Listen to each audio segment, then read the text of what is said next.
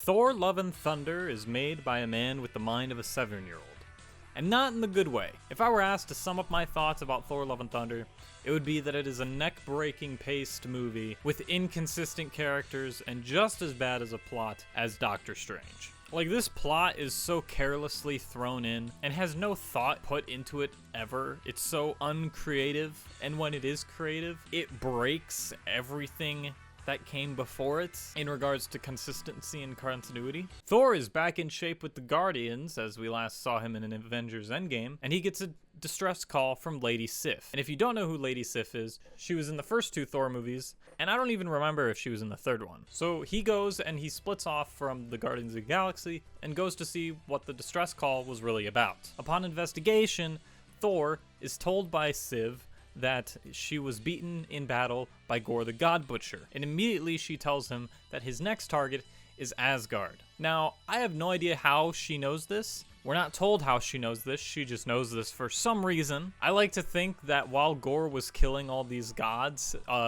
he stopped and he said, "My next victim will be Asgard." And then he TP'd away through shadows or whatever. I don't know, I think that's funny. That's the only way I see an explanation for it, but whatever, okay. Then we see Korg and Thor travel through the Bifrost to New Asgard. That is obviously on Earth from the events of Endgame. Then we're shown a montage of things Valkyrie's been doing since she's Queen of Asgard now. And this montage is supposed to be funny, but me nor anyone else in the theater laughed at any of this. Let me explain some of the jokes. So one of the jokes is that she is in a promotion for Old Spice, which I guess is, funny, Old Spice has funny commercials, therefore this must be funny. But the type of Old Spice deodorant that she's holding up is just a normal tab of deodorant. It's just swagger.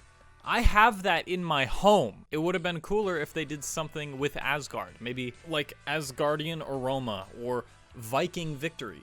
Something that's not just swagger. It just shows that these jokes aren't deep at all. They're very surface level, especially with this other joke. So the next joke has to do with the opening, the grand opening of a new ice cream store called Infinity Conies, specifically with Thanos' gauntlet holding an ice cream cone. While it's not funny, it seems funny until you think that this is the same thing as having a Holocaust hot dog stand or a 9/11 Waffle House or something. Like, you see what I mean? And specifically with Asgardians, in Infinity War, Thanos kills half of the Asgardians. And I'm not talking about in the snap, I'm talking about in the opening scene. He kills 50% of them, and that 50% cannot come back. And then on top of that, he deleted another 50%. He got rid of 75% of the Asgardians. He is Hitler to them. Like, he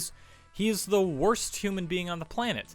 And yet they just decide to make him a marketable product. It's so bizarre. This joke would have been way funnier if it was Iron Man's gauntlet or Hulk's gauntlet, just to symbolize, these objects that were once used for evil were then used to save half of the universe. That would have been cool, but no. I think they just went with Thanos' gauntlet because people recognized it more, because they don't trust their audience to be smart and realize, hey, that's Tony's gauntlet. So they just used Thanos's and thought that there would be no repercussions. And then we're shown her doing a bunch of different mundane government activities, like signing documents or something. I don't know. I'm not going to start talking about politics because I have no idea what politics are. Then we move on to Jane Foster, which, by the way, these switchings of scenes was breaking my neck. It was just so, stop and go with the plot sometimes. It was like, oh, funny scene, slow scene. Oh, funny scene, slow scene. Oh, we're going,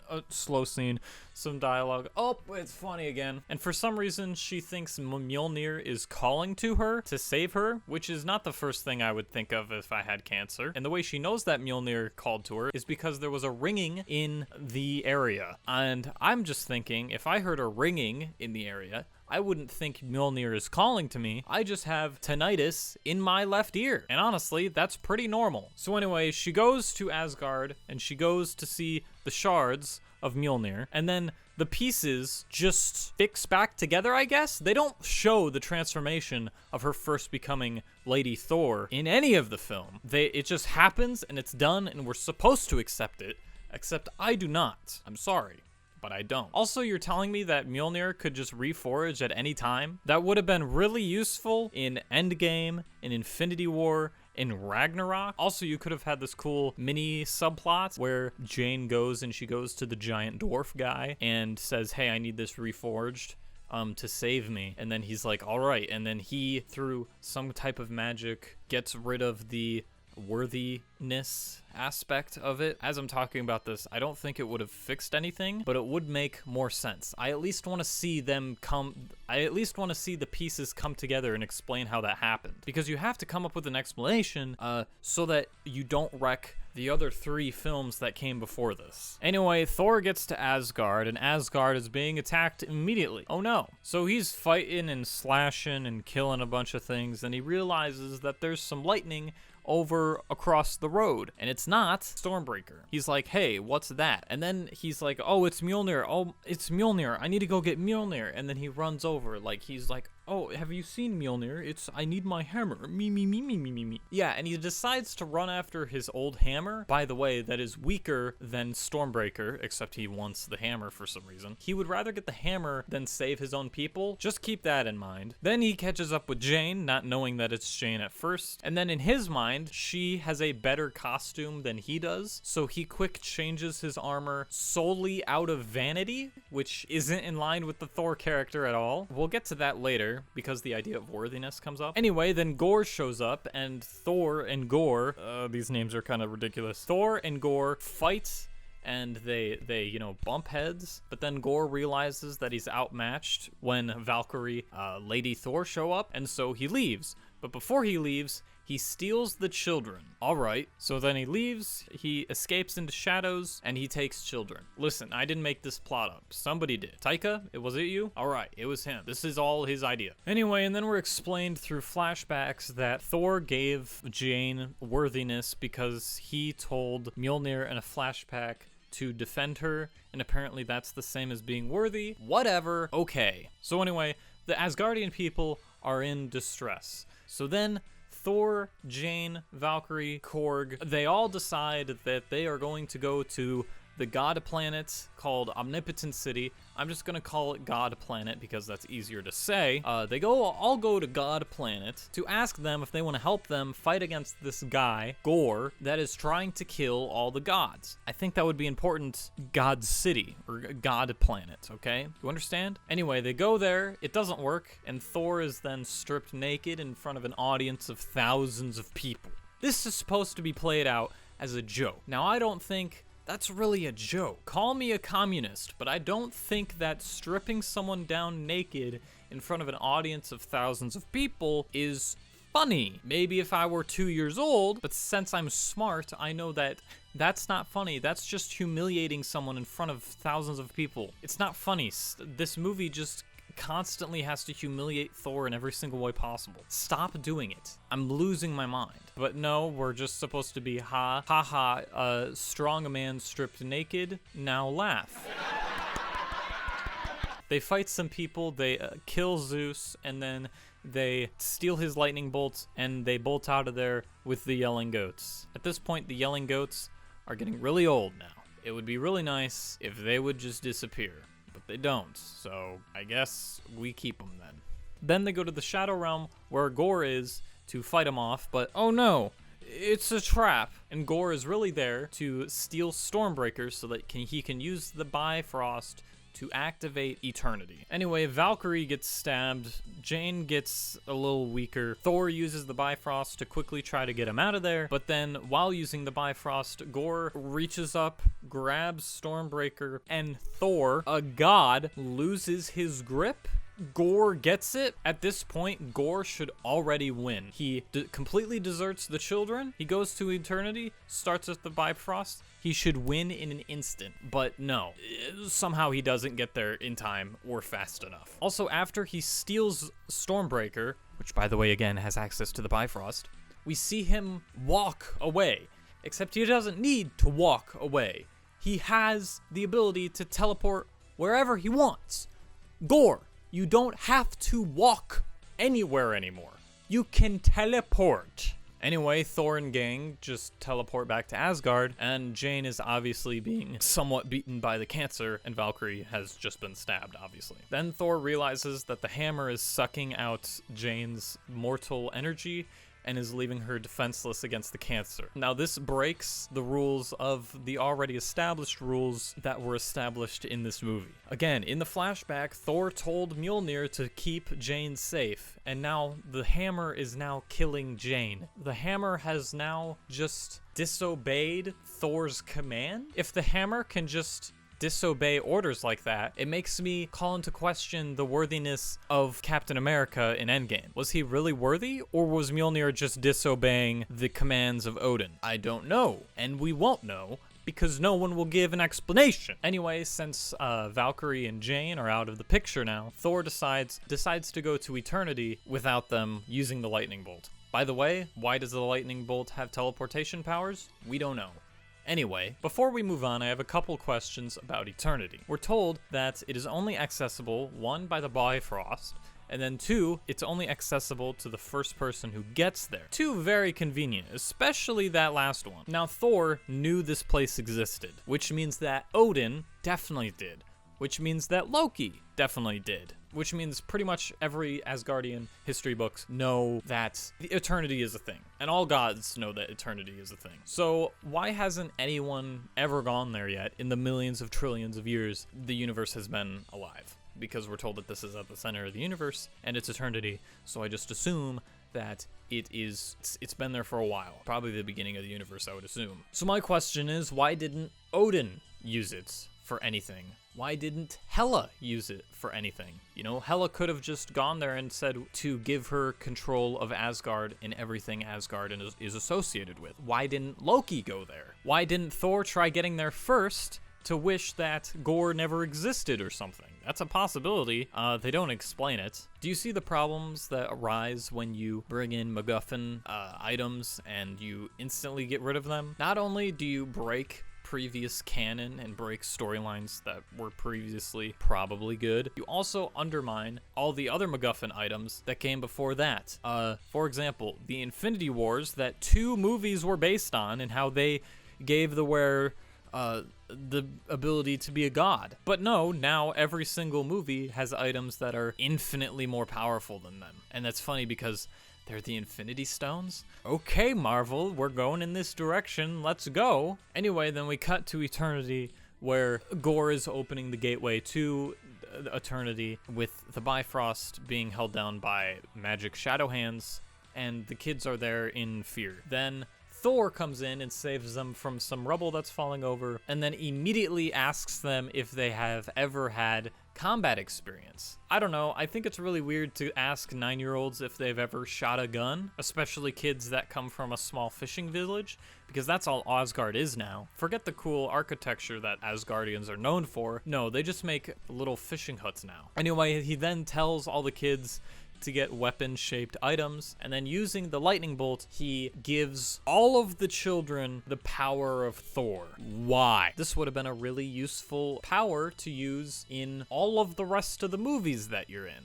You could have used it in Thor 2, you could have used it in Ragnarok, you could have used it in any of the Avengers movies. Hawkeye and Black Widow could have used some god powers because they're just regular humans. I know the emotion that they're trying to convey in this scene and how Thor is inspiring kids, but it would be way more interesting to see him gain that power and, you know, become more powerful than his father and, you know, be able to enchant objects with different powers and curses and stuff, and that would then make this payoff way better and cooler. But no, we just have to rush the spectacle because that's all this movie is. So anyway, the kids start fighting shadow monsters while Thor goes and he fights Gorr. And as soon as Thor starts losing a little bit, we cut to Jane sitting in the hospital bed while the hammer is just hovering right next to her hospital bed, which was kind of eerie for some reason. Anyway, we cut back to Thor, and he's fighting Gorr, and he has the Necro Sword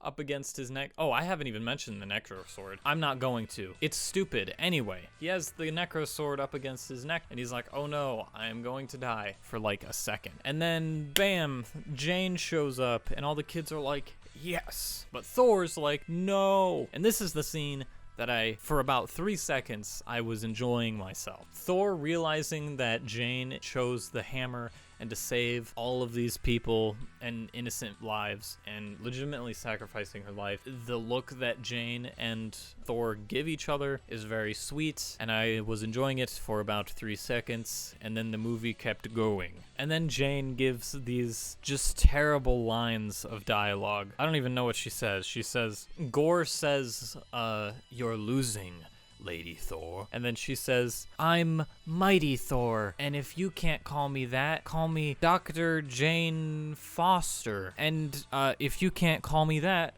call me Morbius. And then she says, like, eat my hammer or something that she said earlier, and then she destroys the Necrosword, and then she looks pretty beat up. And then anyway, we don't have time for this because the movie doesn't either. Thor, Jane follow Gorr into eternity, and we're shown Gorr praying to eternity, like the entity. I don't know, there's some guy there who's like a silhouette of a galaxy, like a person shaped, but instead of like black for the silhouette, it's the galaxy inside. I don't know how to explain it. I don't care. Anyway, Thor says, I choose love. I will spend my last dying minutes as a god, spending it with Jane Foster, rather than looking at you. You have won, Gorr. Make your decision. And then Gorr proceeds to wish for his daughter to come back alive. And then he asks Thor to protect his daughter. And then Gorr dies of sickness because the Necrosword was infecting him, and then the Necrosword dies, and then he dies. That's it. And then the child looks at Thor, and then says, actually, she doesn't say anything. I forgot. Oh, and then Jane dies. And that's Thor Love and Thunder, pretty much. So now you can see why I said the plot of this movie was terrible. Because it is. The overall story and humor of this is really just Taika Waititi desperately trying to capture the charm of Ragnarok again, except all of it falls flat. I did not laugh a single time in the theater. I will repeat it again. Not a single time. Except for one time, and I don't even think I was laughing for the right reason.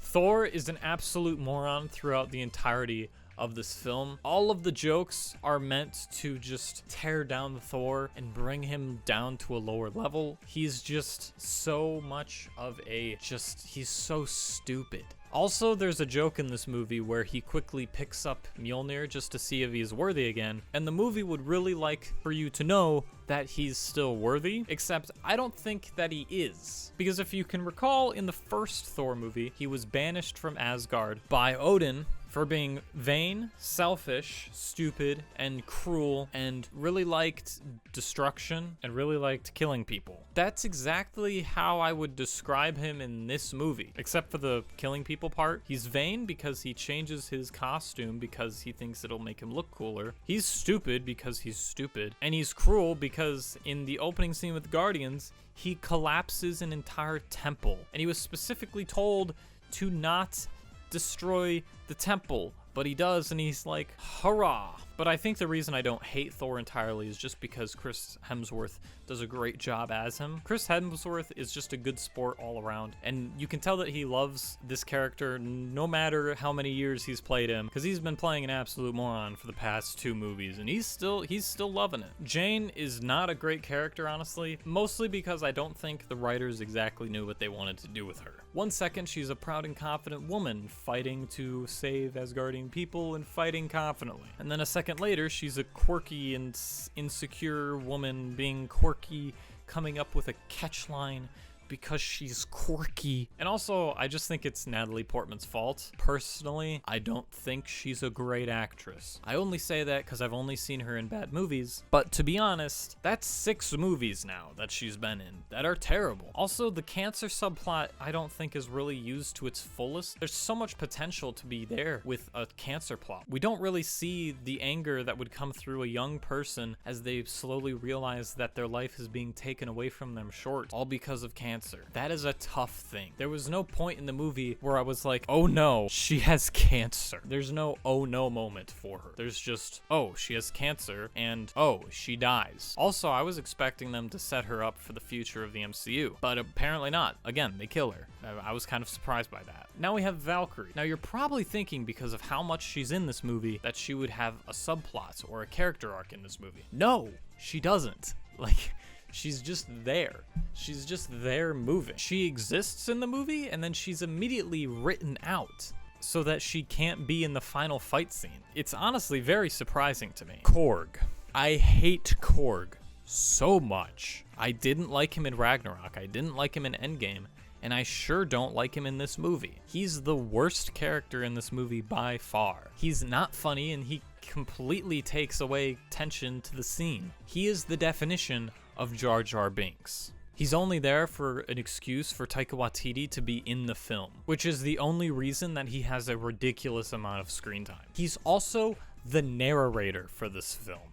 Yes, there's a narrator in this movie, which is really weird. Now that is the opposite for Gorr.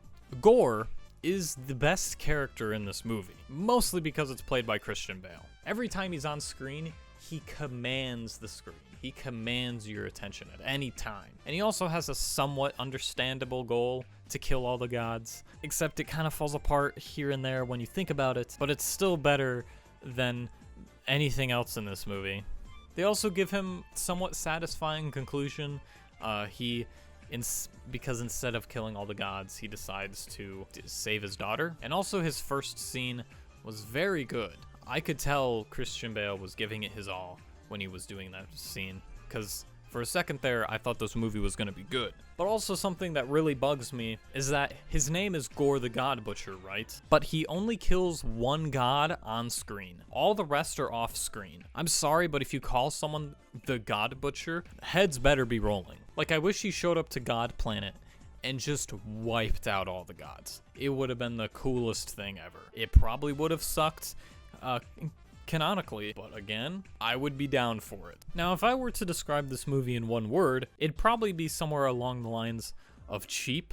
The visuals of this movie are complete garbage, and no, I'm not talking about the CGI. Everyone on Twitter has been talking about the CGI. I know it's bad, you know it's bad, everyone else knows it's bad. I'm not going to talk about it. The lighting, color grading, and cinematography quality is all down the drain. There's a scene where all the color disappears and it's black and white, and it's cool for about a minute until you can't really understand what's going on, because the lighting is also not good in that scene. Also, the colors in this movie are extremely flat. Nothing pops out. The only thing that is kind of interesting in regards to color is the God City, but again, it's not that good. It's still really plain. Like, as colorful as Thor's suit is, it still doesn't pop out at all. Like, it's just garbage. Also, why does Thor's outfit look like a Hasbro toy? Why? It doesn't make sense. Overall, Thor Love and Thunder feels like a bunch of recycled pieces and parts from other pre-existing installments to the MCU, but they have all been Frankenstein together into this hodgepodge of